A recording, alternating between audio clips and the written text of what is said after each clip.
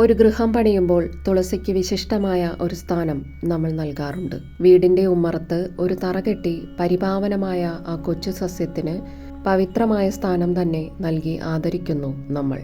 നിത്യവും സന്ധ്യാദീപം കൊളുത്തുമ്പോൾ ഈശ്വരന് തുല്യമായ ഒരിടം കൽപ്പിച്ച് ഒരു ദീപം തുളസിക്കും വയ്ക്കുവാൻ നമ്മൾ മറക്കാറില്ല. പൂജാപുഷ്പങ്ങളിൽ സർവപ്രഥമമായ സ്ഥാനം അലങ്കരിക്കുന്നു ഈ വിഷ്ണുപ്രിയ. തുളസി പാപനാശിനിയാണ്, ഒപ്പം രോഗനാശിനിയും. സൂക്ഷ്മ ശരീരവും സ്ഥൂല ശരീരവും ഒരേപോലെ ശുദ്ധീകരിക്കുവാൻ പ്രകൃതി കനിഞ്ഞനുഗ്രഹിച്ചു നൽകിയ വരദാനം. എന്തിന്, തുളസി നിൽക്കുന്നിടത്തിനു ചുറ്റുമുള്ള മണ്ണ് പോലും പരിശുദ്ധിയുടെ പ്രതീകമായി മാറുന്നുവത്രേ. പുരാണപ്രകാരം ലക്ഷ്മി ദേവിയുടെ അവതാരമായാണ് തുളസിയുടെ പിറവി. അതുകൊണ്ട് തന്നെ മഹാവിഷ്ണുവിന് പ്രിയങ്കരിയായി തുളസിയെ മാനിക്കുന്നു. കേവലം ദർശനത്താൽ പോലും പാപമോചനം നൽകുന്നവളാകുന്നു തുളസി എന്ന് തുളസി ഉപനിഷത്ത്. വീടിന്റെ പ്രധാന വാതിലിനു നേരെയായി തറയിൽ തഴച്ചു വളർന്നു നിൽക്കുന്ന തുളസി ആ ഗൃഹത്തിന്റെ ഐശ്വര്യത്തെ സൂചിപ്പിക്കുന്നു. വീടിന്റെ മുറ്റത്തും തൊടിയിലും നിറഞ്ഞു നിൽക്കുന്ന തുളസി ചെടികൾ ആ വീടിന്റെയും പുരയിടത്തിന്റെയും ശുഭത്വമാണ് വർദ്ധിപ്പിക്കുന്നത്. തുളസിത്തറ നിർമ്മിക്കുന്നതിന് വാസ്തുശാസ്ത്രപ്രകാരം നിയമങ്ങളുണ്ട്. രാവിലെ കുളിച്ച് ശുദ്ധമായി തുളസിത്തറയിലെ തുളസിയെ മഹാലക്ഷ്മിയായി കൽപ്പിച്ച് വെള്ളം നനച്ച് തൊഴുതു പ്രാർത്ഥിച്ചാൽ മനസ്സിനും ജീവിതത്തിനും ശുദ്ധി കൈവരും.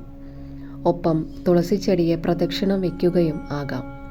ഈ പ്രദക്ഷിണം പാപമോചനമാകുന്നു. രോഗങ്ങൾക്കും ദുരിതങ്ങൾക്കും അടിസ്ഥാന കാരണം പാപങ്ങളാണ്.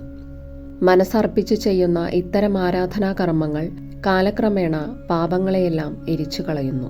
സന്ധ്യാസമയം നെയ്യോ എള്ളെണ്ണയോ ഉപയോഗിച്ച് തുളസിത്തറയിൽ ദീപം തെളിയിക്കണം.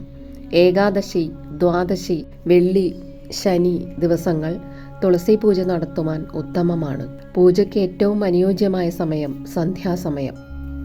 തുളസിത്തറ വൃത്തിയാക്കിയ ശേഷം സാധാരണ പോലെ ദീപം തെളിയിക്കുക. ചന്ദനം, കുങ്കുമം, പൂക്കൾ എന്നിവ തുളസി ദേവിക്ക് സമർപ്പിച്ച് ദേവിയെ പ്രാർത്ഥിച്ച് പ്രദക്ഷിണം വയ്ക്കുക. തുളസി പൂജ വീട്ടിൽ സമാധാനവും മംഗളകരമായ ഊർജവും പ്രദാനം ചെയ്യും. തുളസിയെ പൂജിക്കുന്നതിലൂടെ മഹാവിഷ്ണുവിൻ്റെ പ്രീതിയും എളുപ്പം സിദ്ധമാകും.